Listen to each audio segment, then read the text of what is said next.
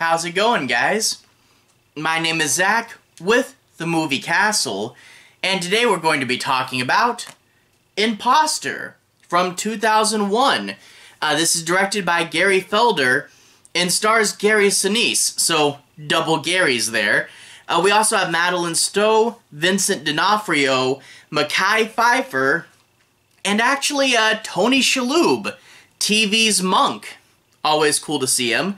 This is based on a short story by Philip K. Dick.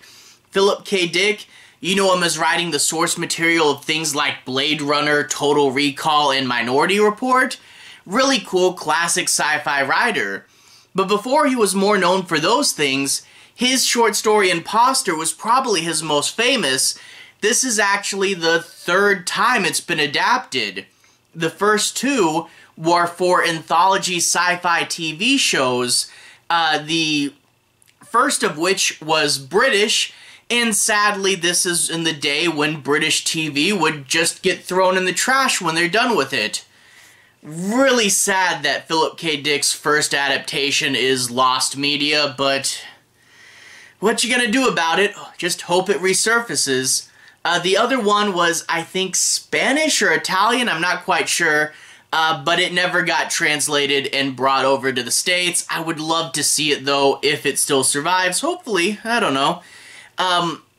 But anyway, now that we're in a post-Blade Runner world, going back and adapting one of Philip K. Dick's more famous short stories, great idea. In this story, you get a guy, he's on the run from the government, and the idea is the government says he's not really him. He's been killed and replaced with a synthetic with a bomb in its chest in an assassination plot. However, he maintains his innocence, says he's really him, but the government says the synthetic is so good, he himself wouldn't even know. Classic stuff. Man on the run, government overstep, questioning who you really are. If you guys are Philip K. Dick fans, that's a lot of his strongest stuff right in one story there. And overall, I was really looking forward to it. Glad to find this on Blu-ray.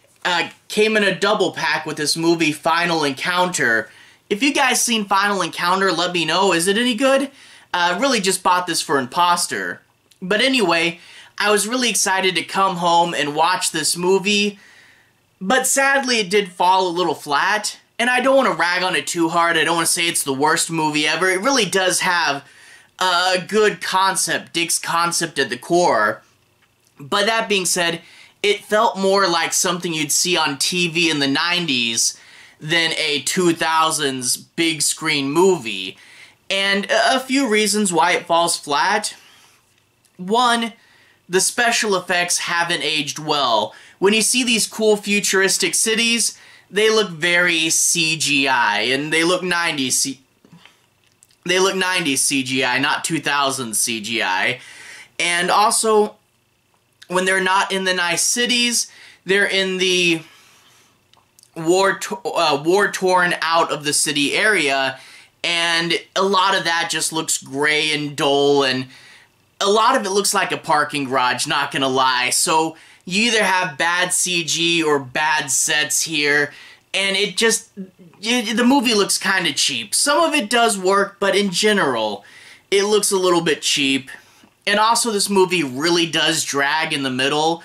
There's a whole section when they go into the post-apocalyptic, outside the future city place. You know, he's running through these apartments in a chase sequence, or he's visiting this underground hospital.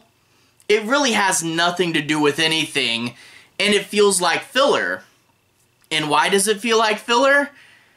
Because it is filler. This movie was originally going to be, I think, 30 to 40 minutes long, and it was supposed to be part of a sci-fi anthology movie. It was actually this and Guillermo del Toro's movie Mimic, and another one, I think it was called Robot Love Triangle, that one never got turned into a full movie, but the other two did. And this one, once you know that it was originally a short, it's quite super easy to see where the filler is, and sadly this does cause it to drag a little bit. It's not the worst filler ever, but it's not the best. But also, and I tried to be avoiding going too hard on this, but as someone who did read the short story, and I definitely recommend you do, as someone who read the short story, it is easy to see where Dick's work was better. And once again, and I'm not going to spoil anything, but once again, retooled to be more of an action movie. Dick's original story did have chase sequences and stuff, but a lot of modern movies, they want everything to be more action heavy, and in turn, the idea, am I myself or am I a robot? That mystery drove Dick's original story, and it was a question that pounded in your head the whole time.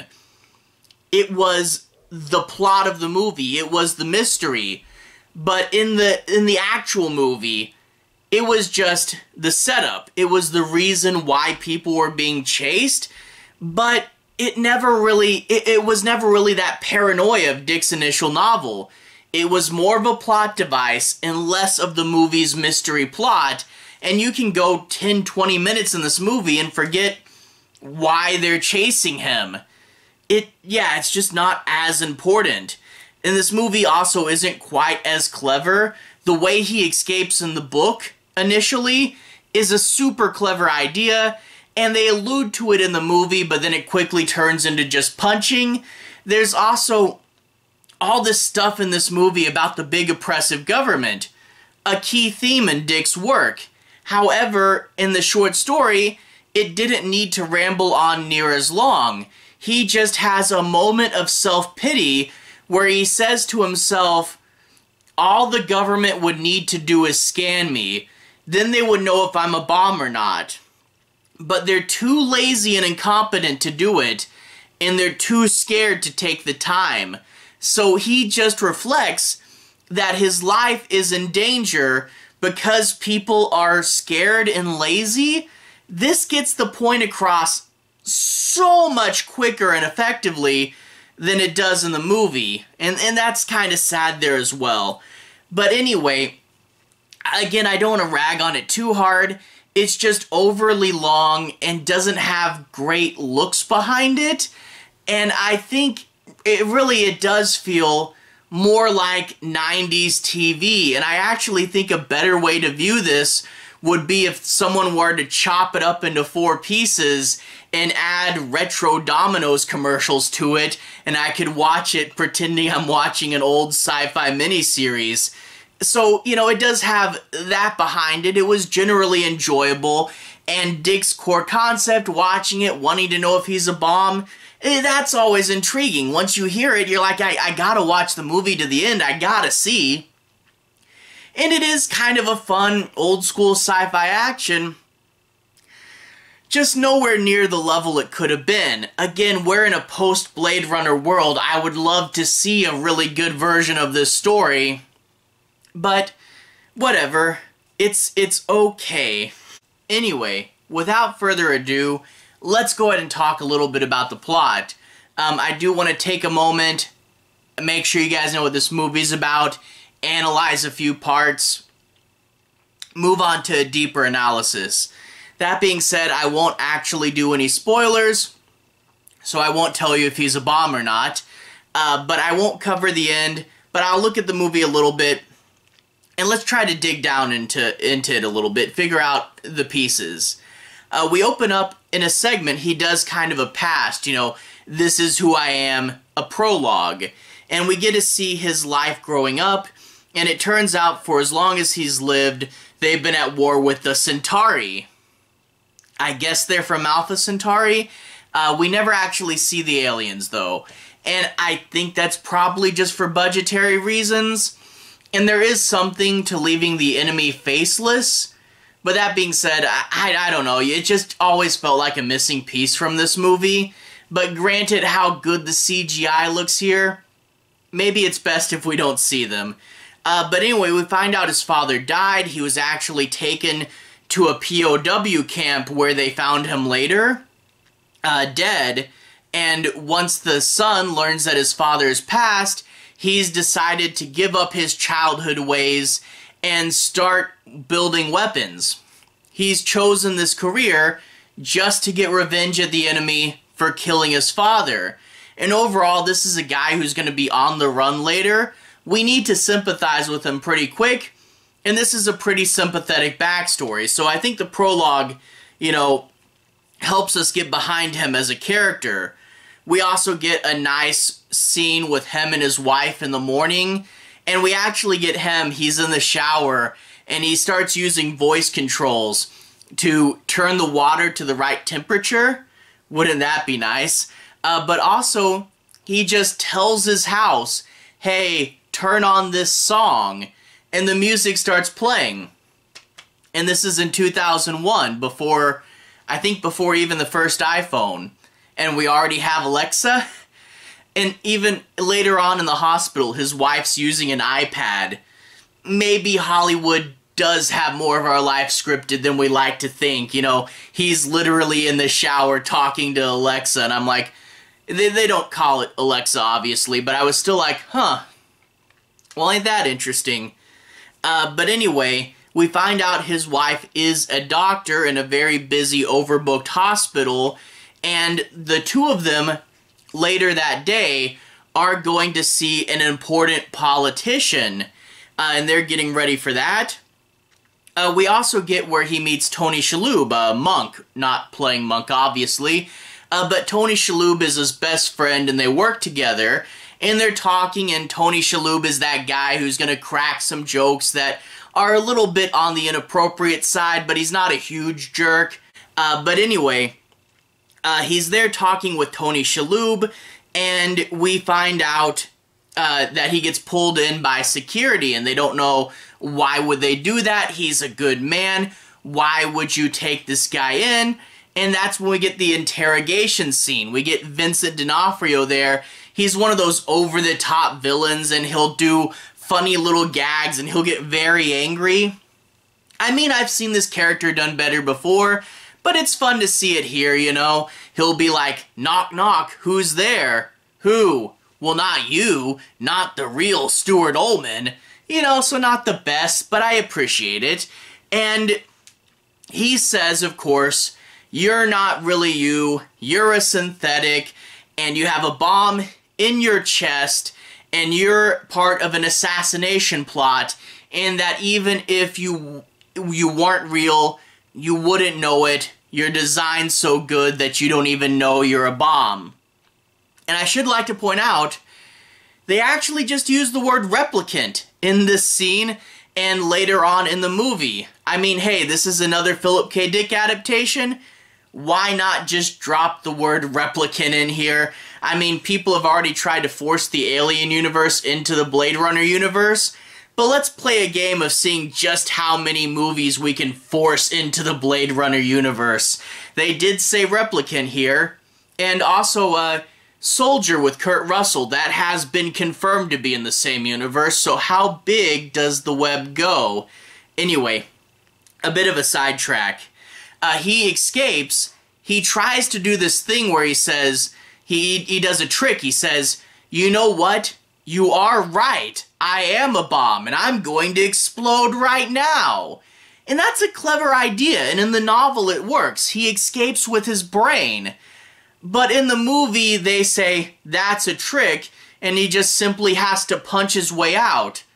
Yeah, I get that that's another action sequence, but it's funner when you do something clever and different, and they alluded to it, but they didn't do it. And that's kind of disappointing. For the sake of a so-so action scene, we get a feel for what the rest of the movie is going to be like. But anyway, he escapes, and he, of course, runs off, and, he gets outside the city, and we get a fun scene where he's running through an apartment, and, they're trying to track him with a scanner, and okay, it's interesting, but it again goes on a little bit too long, and this is all, outside the city is all bombed. The thing is, they have to put a big shield over their cities. There was a graphic earlier in the movie where it looked like the whole Earth was under a shield, But I guess it's just the cities, and in turn, whenever you look up in the city, you have this big, weird, eggshell-colored sky.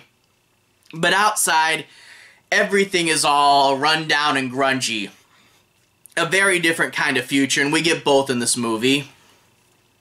He eventually gets a friend who shows him around this, sort of a outskirts hospital, kind of an underground deal.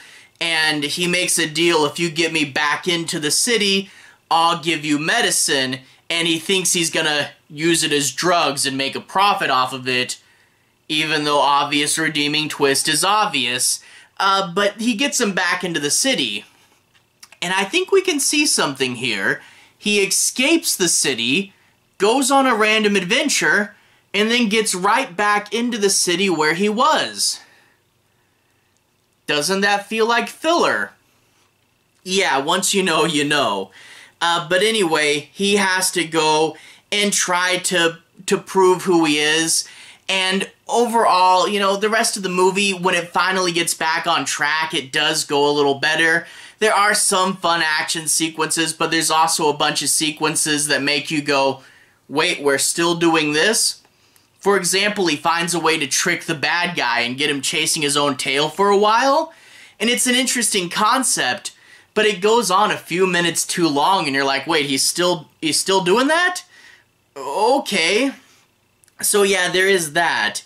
And also this has this weird thing where he always has one companion, or at least most of the time he does. When he's at work, he's with Monk.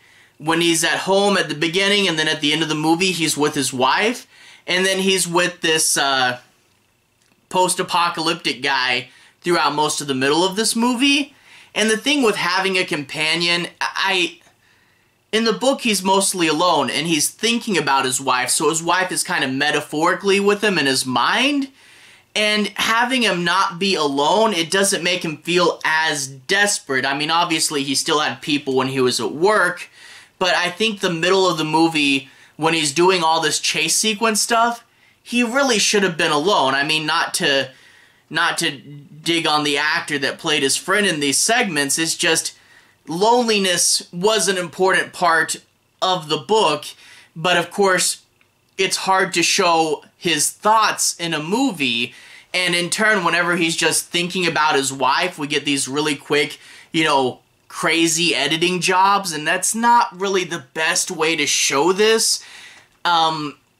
Yeah, basically they couldn't figure out how to show loneliness on screen, and they just give him a friend to talk to, which defeats the point of loneliness. But it all boils down to his relationship with his wife. That's who he wants to get back to, but we don't get that relationship defined well enough because they don't know how to show his thought process in this movie, and that really does hurt it. But also you get things like the action sequences. There's a fight scene in a tunnel that's kind of fun, but I was looking at it and I was like, why do I not care as much as I should? And I realized part of that was quick cuts. Way too many of them, and it makes it like you're looking at just an action montage, and you don't really get the feel, you don't track, you don't feel like you're in the scene, and you don't really follow as well what's going on with all these cuts. I don't mind having some quick cuts. I mean, nowadays we're in the action camp where everybody says you have to have just one long shot, but I think it is about rhythm, so it would be cool to have longer, shorter, bum, bum, bum, you need rhythm, and when you're just bashing on the keys, it's going too fast. Also, his friend randomly, like Neo from the Matrix, just knows Kung Fu. He starts hitting people with all these high kicks, and I'm like, wait, you're a post-apocalyptic guy. Shouldn't your fighting style be more boxing and brawling? How do you don't really train in the apocalypse. You scrape by and you learn on your feet. He should have a much more grungy post-apocalyptic fighting style, yet he knows all these high kicks. Whatever. Anyway, like I said, it does drag in the middle. It does go on long tangents. The CGI doesn't date well. and certain things, like when the guy gets duped or a scanning sequence later, goes on just a little bit too long. And like I said, if you saw this on TV with commercials, it would be much better viewed as a 90s TV miniseries than a 2001 movie. So if you want a little bit of old school kind of sci-fi, you know, this feels outdated, but if you like the date that it's outdated from, then, you know, there's some enjoyment to be had, and there is just that strong Philip K. Dick concept at the core. But, you know, all that being said, would I rather see a cheesier 90s style version that's a little unfocused, or would I rather have seen the next Blade Runner? Yeah, I think the choice is obvious. So it's okay for what it is. It's a fun little old sci-fi movie with a great core concept and, you know, a pretty compelling villain, and every now and then the action is okay. I really wish it was better, but for what it is, it's fine. Anyway, I probably rambled on a little too long on this one. Just had lots of thoughts to get out. Anyway, to everyone who's watched so far, thank you for watching. To everyone who's liked and subscribed, thank you. You really are helping the channel out. I'll leave a relevant playlist on the bottom. This should be my Philip K. Dick playlist. If you want to see me talk about more of his movies, I've talked about Blade Runner. I've talked about both of the Scanners movies. No, Screamers. Sorry, that's super easy to get mixed up. I also talked about Adjustment Bureau and Paycheck, and I really hope to get to more. I really want to talk about those Total Recall movies soon. Hope to get to that soon. Anyway, have a good day. I'll see you guys again very, very soon. Relevant playlist on the bottom. Have a good day now.